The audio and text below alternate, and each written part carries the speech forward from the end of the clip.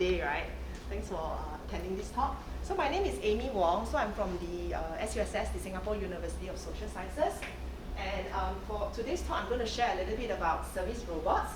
And actually, service robots, right, is a project that I'm actually doing right now. I got an MOE startup grant to investigate service robots in the frontline. So I thought I'll share a little bit with you about, what are service robots, what they do, and the types of service robots that we actually probably didn't even realize exist in Singapore itself, right?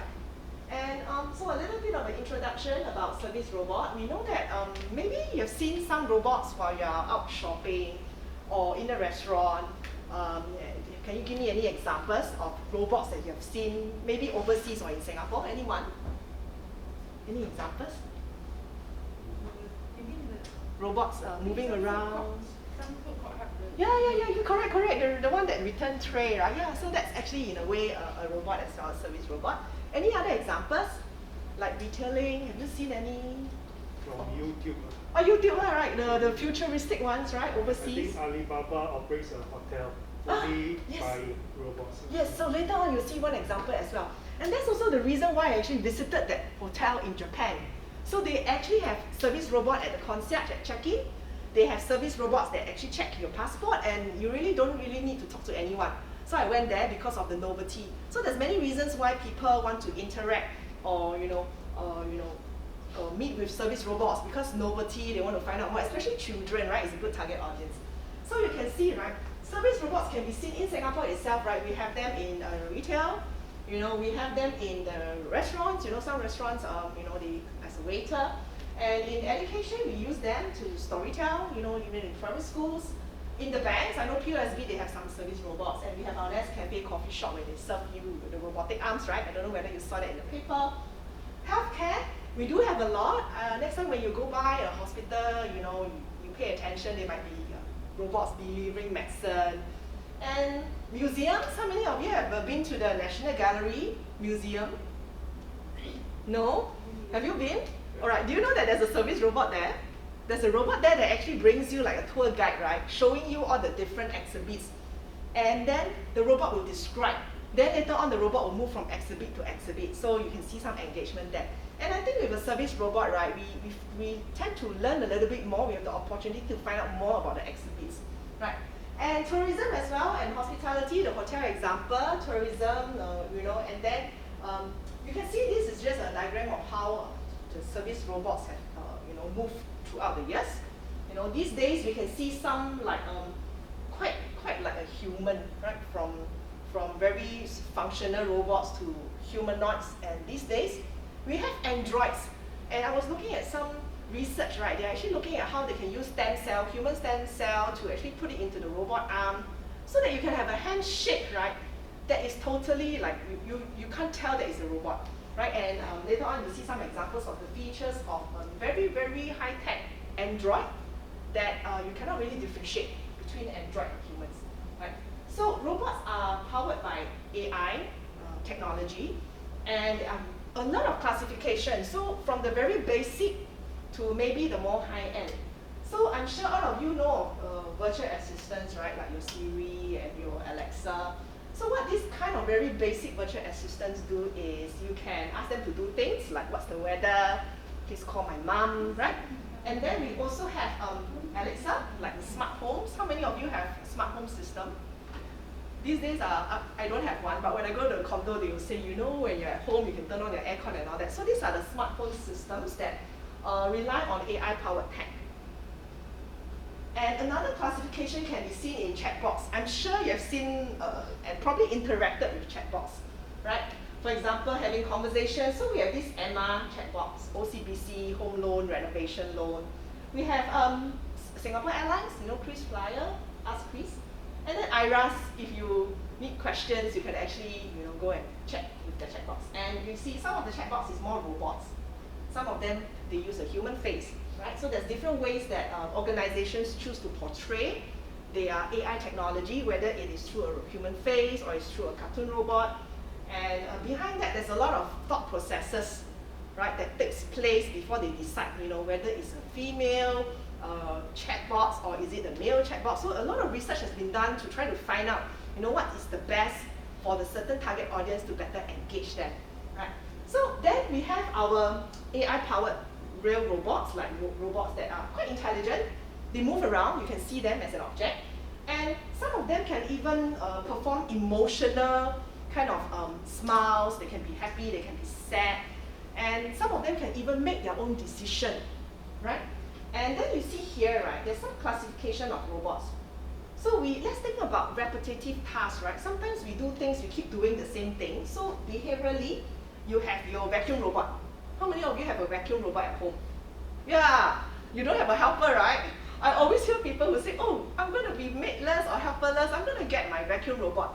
And it really helps a lot. So what the vacuum robot do is repetitive behavior. And then we have the non-repetitive, we have some so-called smart robots, like the Vector and Cosmo. Have you heard about these two robots? Okay, later I'll show you a little bit more about them. Children can buy them and play and program them. And we also have the cognitive part. This is behavior, right? You just focus on the movement. But the cognitive part is another part of the robot where we actually engage with our brain, thinking, thought processes. And we have our virtual assistant you saw just now, chatbots. We also have creative assistant. So this is new. So this is the AI technology, right, that allows users to blend music from different composers and you layer them. And they use AI to make the music. It's a creative assistant, right? Later I'll also show you MuseNet, right? So this is the repetitive part and the non-repetitive part, behaviorally and cognitively. So there's two aspects we're looking at. But when we interact with a robot, it's not just the behavior and cognition, there's also our emotions, our social presence. So there's actually many, many dimensions that people actually do look at when we look at research in robots. So this is Cosmo, right? About 120 USD, you can get it. So it's maybe to engage children, playing games, and kids do enjoy engaging with robots. And we also have the Vector, and relies a lot on Wi-Fi to move around. A higher capability of being programmed to do things is a bit more expensive than your Cosmo. So these are more like the non-repetitive robots at the very entry level. Then this is MuseNet. Cognitively, it engages you because you can think about the different music, the composers, and then you can put them together, and you can play all the different samples, right? So you can take a look at MuseNet if you have the time. So it is also non-repetitive, unlike your AI chatbots or virtual assistant. Okay, have you all seen some of these robots? Yeah, anyone? Yeah. So you see, right, VZ, right, is on a wheel. It's like a humanoid with a human body. And then we have Pepper by Software Robotics. Pepper is actually quite popular. It appeared in our Straits Times a few times. Sometimes on the live section, sometimes in the main paper, right? Later you can see a bit more about what Pepper can do. But it's owned by Software Robotics. And then we have a cloud-enabled sandbox. It's owned by a China company. Everything is done through cloud in Shenzhen, China. We have Mbot, which students can use for STEM coding. Right, the focus is really on coding and all that. Then we have GrowMove. GrowMove is actually a robot that helps monitor movement and prevent patient fall, elderly fall. So mainly used in healthcare, all right? And then we have this RoboView, which is maybe like a surveillance robot going around. So you think about like, checking out, like police use it to look around the place and make sure that there's no, intruders and all that, right? So these are just some examples of robots. And then today we want to focus on service robots. So we saw that there's many types, but service robots are really robots in the front line. So most of you would have interacted with some of them without knowing it, right? And they basically are in the front line. They can move around, they can interact. Some of them can even bring you to places. Some of them can even have a male voice or a female voice. And they can even bow, they can turn, they can have different kind of gesture depending on whether it's more humanoid or android. Later you'll see some android that they can really walk around and guide you throughout a museum visit. Right? And what they can do is, they can recognize, they have natural language processing capabilities, they have deep learning, and they have machine learning, which means over time, through many iterations, they can get smarter and smarter. Right? And they learn, and eventually they really can make decisions, simple decisions, without human intervention. And research has shown that robots, because they have all the machine learning, the AI, right, they actually have a very high cognitive capability. way beyond us, like the big data analytics, the ML, that we cannot do, that they can do. So that's why, sometimes in the front line, we need robots where they can all do the complex, tasks, where the humans can work with them together to focus more on the social aspect, the emotional aspects in terms of service delivery.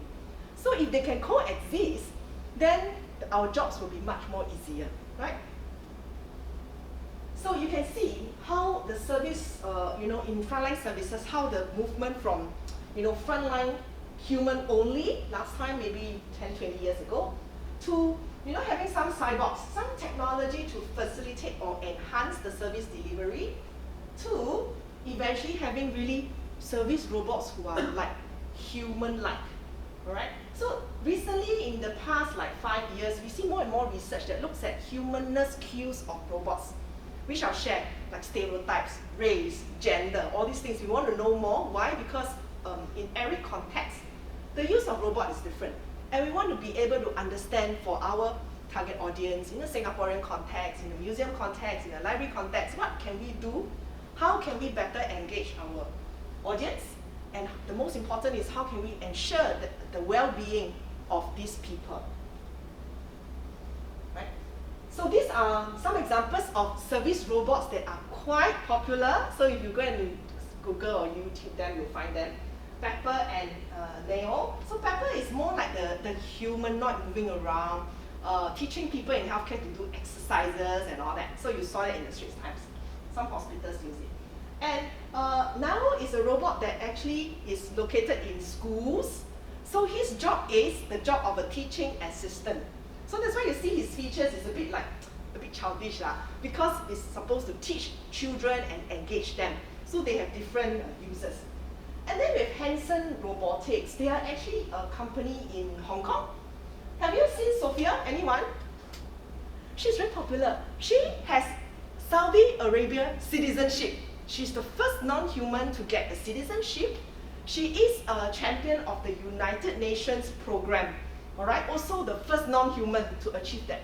And if you Google her, right, you will find that she is actually a celebrity on the internet. She has done many interviews, and people are very amazed with her.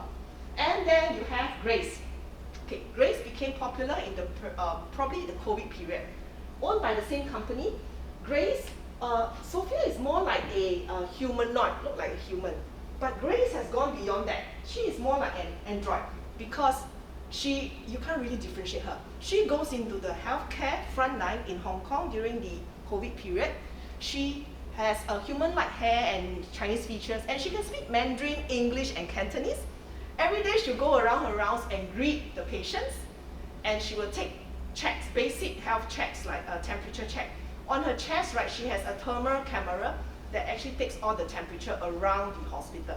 And during the COVID period, you also read about how our frontline is being bogged down. They are burnt out. So actually, Grace did really help a lot in Hong Kong during the COVID period. Then we think about AI in robots. How do we have robots walking around, moving around, engaging people, doing all their jobs, right? It is based on the technology, like I mentioned, natural language processing, deep learning, machine learning, and they get better through iteration. And these days, right, they also have, they are able to read humans' emotions, and they can react accordingly. Because you remember how we always train our frontline employees to say, oh, if the customer is angry, you need to, appease the customer. So these robots are also trained to display the relevant emotions required in the right context. So here you can see this robot providing the service robot, putting a bandage on an arm of a patient, but doing it in the home of the patient. So the patient don't have to go back to the hospital every day. Imagine if you're in a rural part of like Japan or India, you can just do it in the comforts of your own home. So that's the joy of it. And then maybe here I can share with you the different kinds of robots. I didn't really know there's so many types, so maybe I'll just talk a bit about that. These are mechanoids. They really look like robots, like what we play when we are younger. Then we have the Sophia, which is the humanoids, right? Look a little bit more like human, but still you can see the robotic part of it. Then we have the androids. Onto is actually working in the Tokyo Museum, and you can't tell she's non-human actually, in the full person, full body as well. And then we have pet robots. We call them the zoomorphic, and these are just some examples, like pets for children who might suffer from allergy and all that, right? And you might not be, the children might be too young to look after a pet, so these are some pet robots. This is really cute, you know, caricature robot. So what is a caricature, right? It's like an exaggeration, right? So he is actually just on sticks, like a robot, but he has a face like a tablet, and he makes very exaggerated emotions to make people laugh, like telling a joke and all that. So that's robot, a caricature robot. And we have our DEX arm. So DEX arm is quite interesting. It's functional, you know. And they do use it in retail frontline. So the DEX arm would be, let's say in F&B, bringing so many dishes of steamboat plates to the desk or the table to serve. Or in retailing, imagine you're showing the customer different shoes, you know, so many arms, you can hold so many things. I always tell my students I have this at home so that they can also help me do a lot of work while, you know, multitasking. So you see, this is one example of a robotic dog in Singapore. Actually, there's many robot articles. So after today's, you know, sharing, right, you pay attention, right? Almost every week, you see something related to robot, like this, right? Robotic dog go into hazardous areas, you know, to try to surveillance the site before the police comes in, right? SCDF also use that, firefighting and all that technology. And then we think back, how do people actually accept robot? It goes back to the technology acceptance model. This is like a bit of a theory, because every time a user wants to use a new technology, they will always be dependent on some factors. So the key factors for this would be whether the user thinks that this robot is useful to you and whether it is easy to use. So this technology acceptance model, or TAM, is actually a very classic theory when people think about accepting anything like computer, technology, mobile phone. You can even use the same model for seniors using mobile phone and all that, right?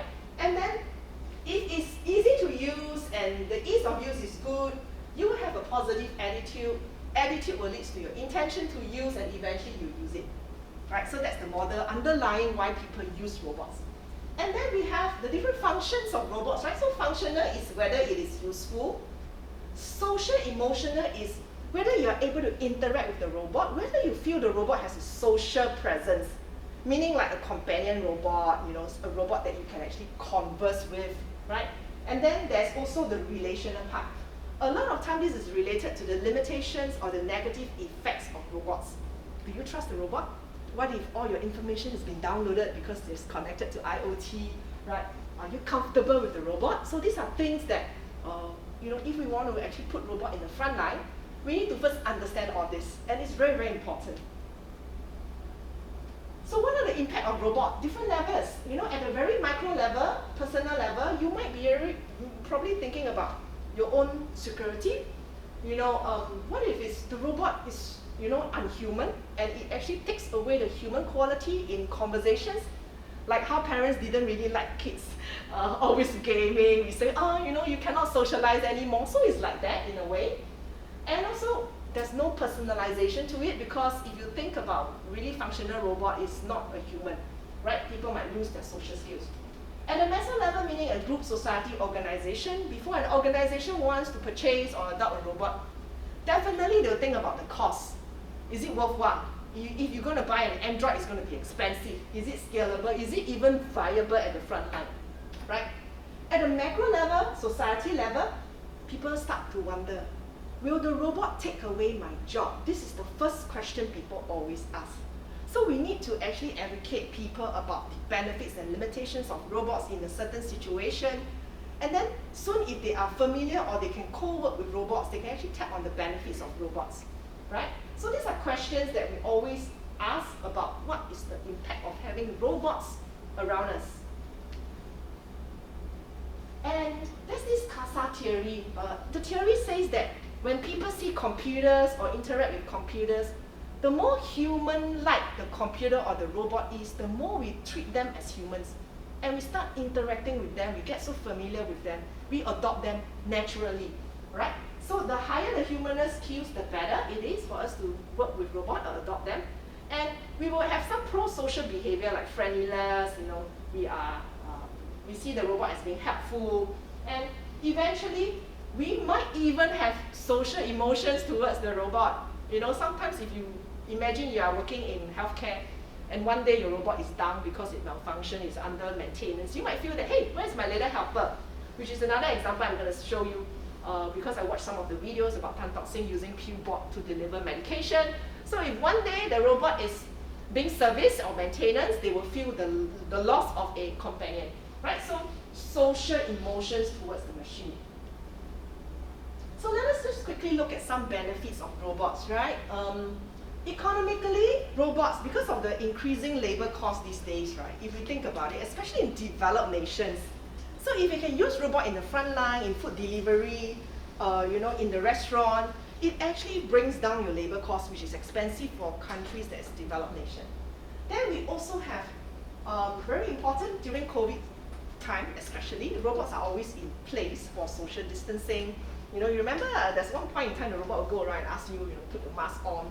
And robots can even like disinfect, you know, areas, retail areas or hospital rooms, right?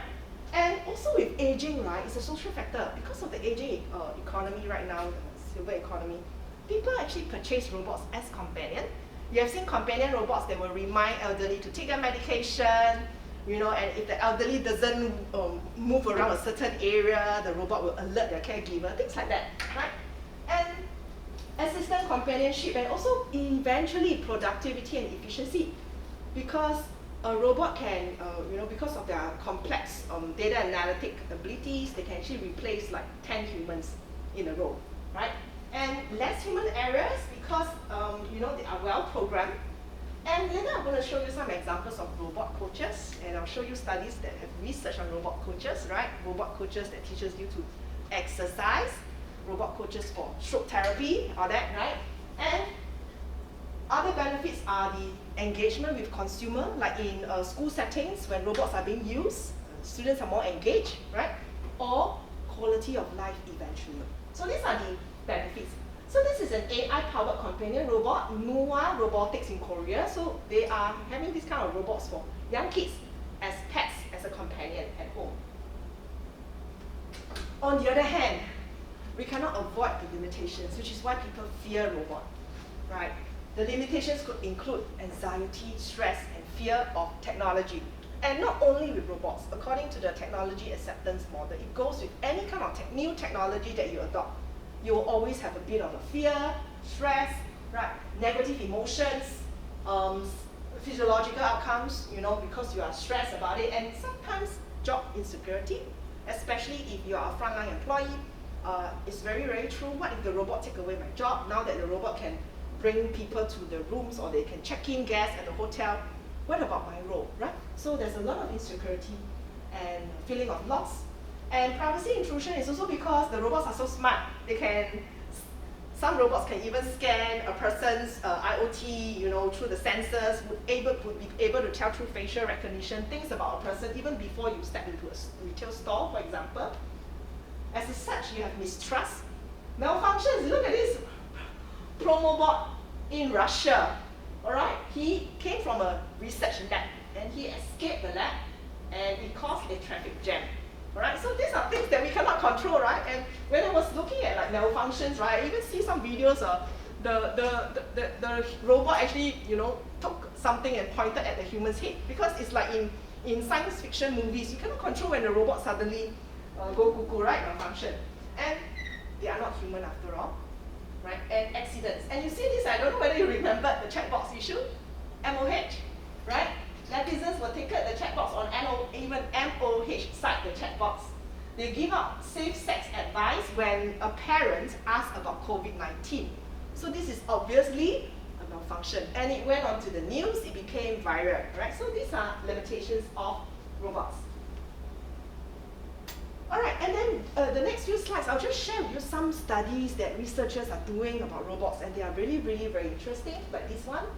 How do you bring about trust in service robots at the front line? If you want people to adopt robots, we must ensure that the users like you trust them, right? So we know that research show that the more you have the human facial features and all that, the more we will treat them as a human, the more we'll trust them.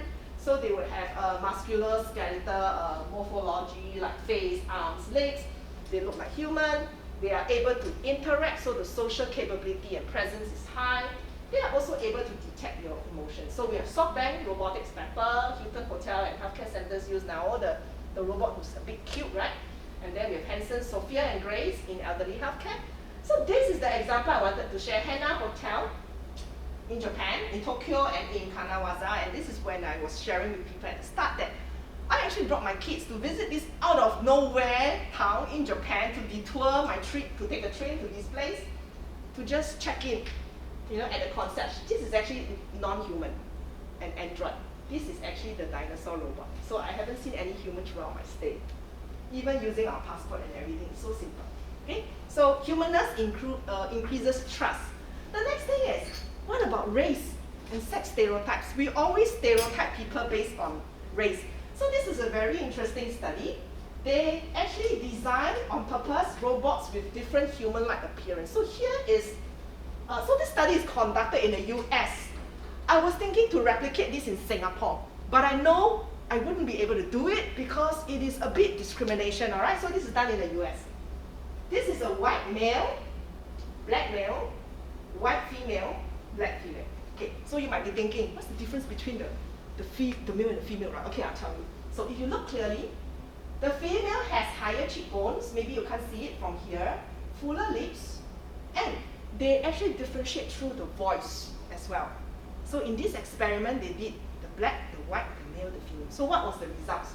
So they found that there's no stereotype effect. So humans do not stereotype whether the robot is black or white, male or female. We don't care. Right, because they're robots, not real people, right? So they won't have the culture and all the, the big baggage that they bring along.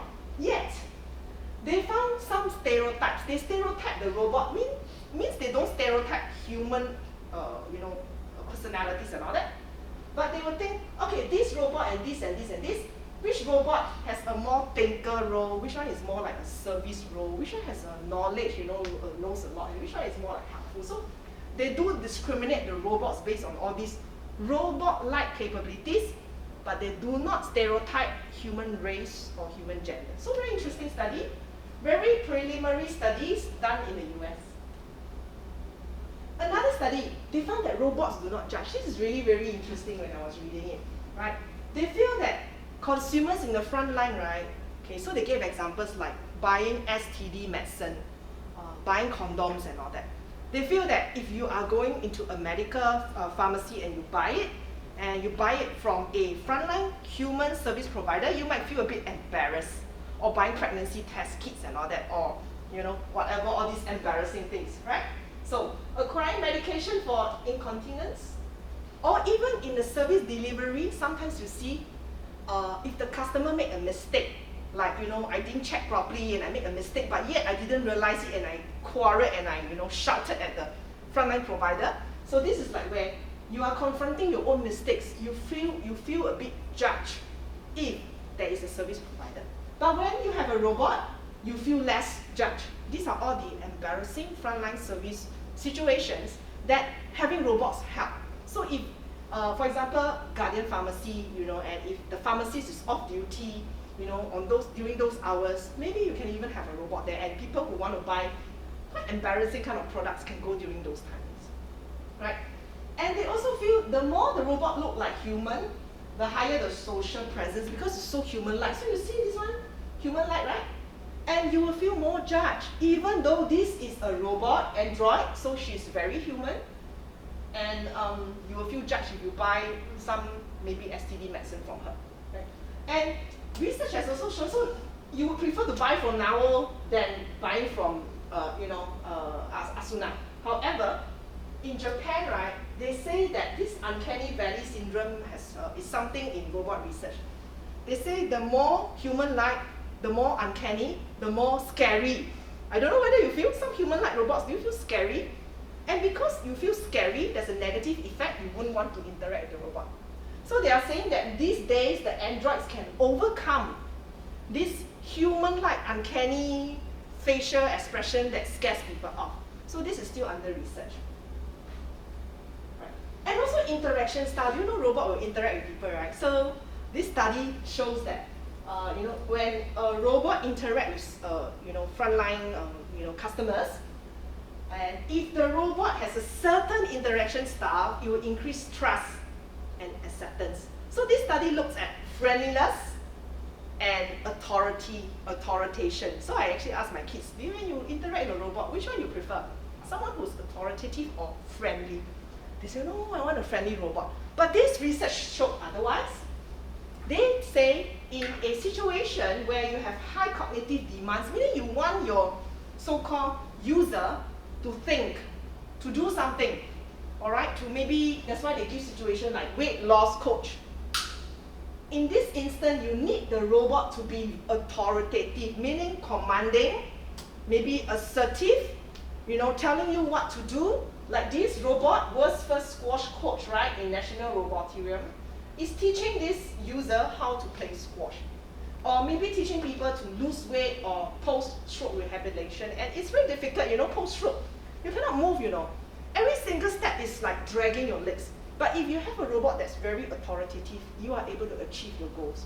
So the interaction style actually do matters as well. And let's come back to Singapore. So you're thinking, a lot of nice studies that I've shared. Actually, there's a lot of very good studies and I'm limited by the time. But I just want to share with you some things in Singapore. Like, I'm sure you've seen Jano at Hotel Jan. Liang Liang and Jing Jing cleaning in Changi Airport Jewel, Joy and Jenny in Jewel, and this is Rachel making coffee in Centrepoint, Ross Coffee House or what, and there's also Nescafe the barista, right? In Singapore, we also have robots in the National Gallery. It's one of the museums that you have robots tour guide. Ngee Polytechnic, in some libraries, not really the NLBs yet, but it would be good if our NLBs also have some. Especially hospitals and nursing homes, very fully equipped with a lot of robots. Sometimes at the back-end process, which you cannot see, a lot of times at the front line, all right, where they use robots in providing a companionship to patients under chemotherapy, serving light refreshments to patients who are there to do health checks. So these are the things that they use robots for. So here I would like to share with you this little video clip about the use of Temi robot in the National Art Gallery.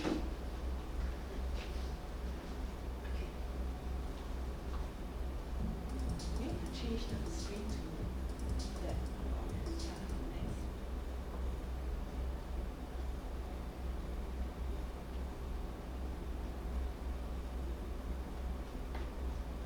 Temi is an autonomous self-driving robot project designed to complement the tour's ecosystem here at the gallery. It's especially beneficial for visitors who happen to be here at a certain time of the day, miss out on daily guided tour, and yet they can rely on this alternate experience to enjoy a guided experience of the art galleries. The pilot project is designed around a quick tour on people and portraiture.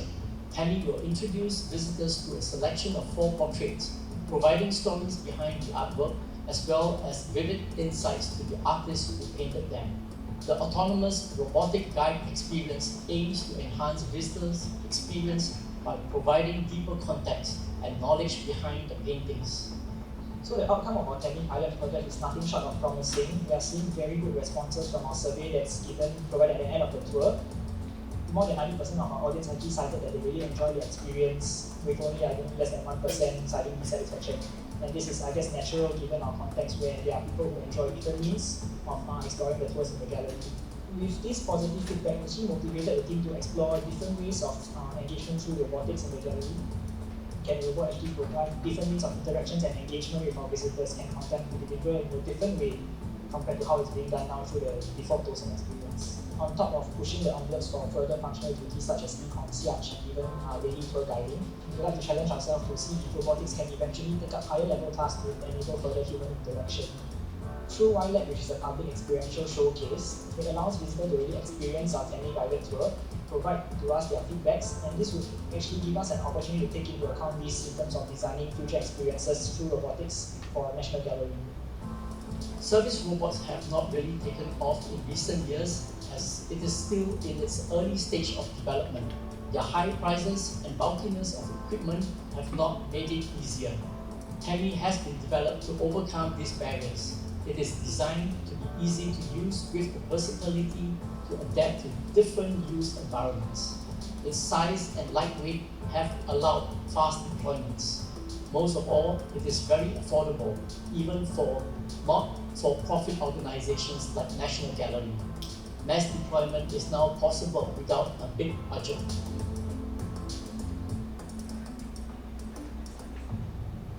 Right, so I thought I'll show you that this is actually being used at the National Art Gallery, and if you are like students, Singaporeans or PR, it's actually free to visit the gallery.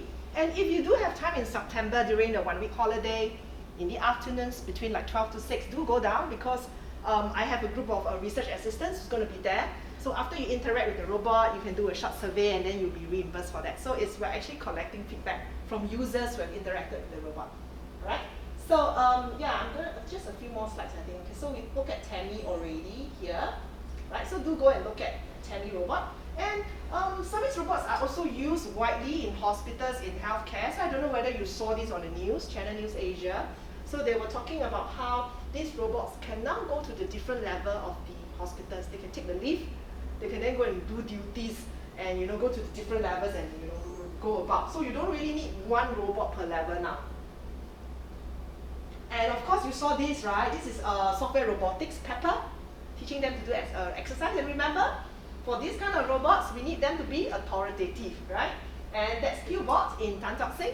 And I spoke with one of the pharmacists there, and they say this PillBot is a very good assistant, because some of the clinics would have their own pharmacy within the clinic, but a lot of time they run out of medicine, and they need to go down to the main pharmacy. So sometimes PillBot would be a really, really helpful assistant to actually pick up medication. And of course, we also have many other kinds of robots, being used. So the next time when you go out into the public, right, pay attention to the different kinds of robot. There's actually many actually being used in our local context. So at the Frontline, right now emphasis is placed on collaborating with robot. We haven't gone to the technology where we can just talk to the robot and then say, hey, how are you today? Have you had your lunch? We can't have a conversation yet. So we can't have a lot of interaction. So focus is more on collaboration for now. In the future, we see that with technology, we can work together, a hybrid team of and frontline employees working with robots together. So the future of service robots right now, today that we're talking about it, is still a bit of an uncertainty. No consensus. Like even if you see some being used, a lot of other service organizations are still not ready to adopt. They're worried about intrusion into their information, the data and all that. So we talk about the limitations and the benefits, but opportunities should still be explored. That's why it's important that the younger generation and even researchers, scientists in labs keep exploring how we can better use robots to help us in our daily life and in our frontline work. And some reflection that you can think about after today's talk is, how do you think and how AI can actually facilitate the replacement of human labor?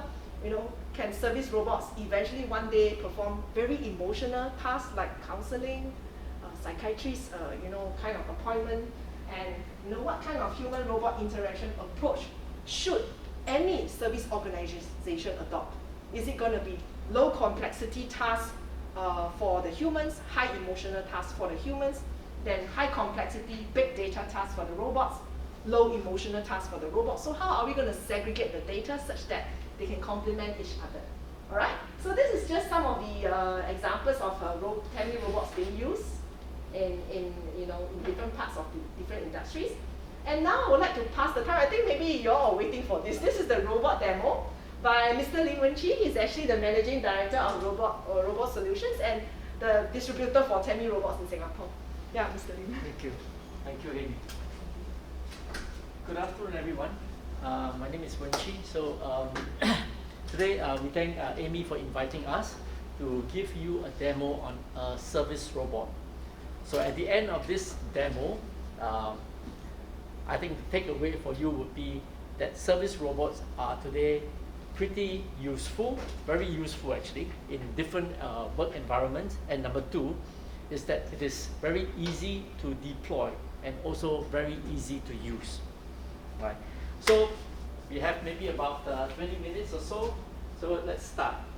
Okay. So this is Temi. So you have seen some of Temi over there just now, right? Earlier on. Okay. Who has seen Temi around in Singapore? You have seen it? Where have you seen it? Oh, At the National Gallery, yes. All right. For those people who are studying in SUTD, there are 2 Temis in your science labs. Okay. All right. So this is Temi. Temi is 3 years old. All right. We have been promoting and marketing this robot around the world, but in Singapore, 3 years. I think all over the world is the same. 3 years. So it was born 2019. Till now, more than 10,000 robots have been deployed all over the world. All right, in Singapore, more than, close to 300 robots. 25% goes into healthcare, to the public hospitals, whether it's inside the ward or outside the ward. 25% goes into schools, educational. So primary, secondary, ITE, polytechnics, universities. The other 50% is deployed in commercial applications. Could be a museum, it could be in the office lobby or within an office as a reception.